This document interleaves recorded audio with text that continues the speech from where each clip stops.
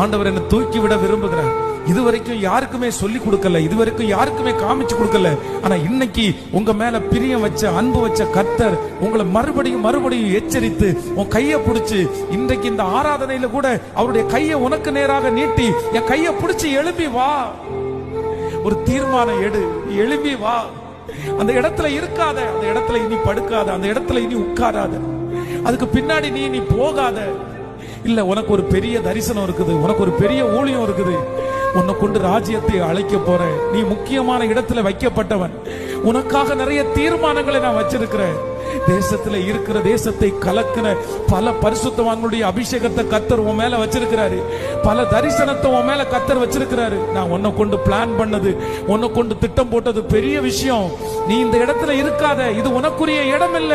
கர்த்தர் கேட்கிறார், இங்கே உனக்கு என்ன வேலை? கையை உயர்த்தி வாலிப தம்பிகளும் தங்கச்சிகளும் முழு பலத்தோடு கூட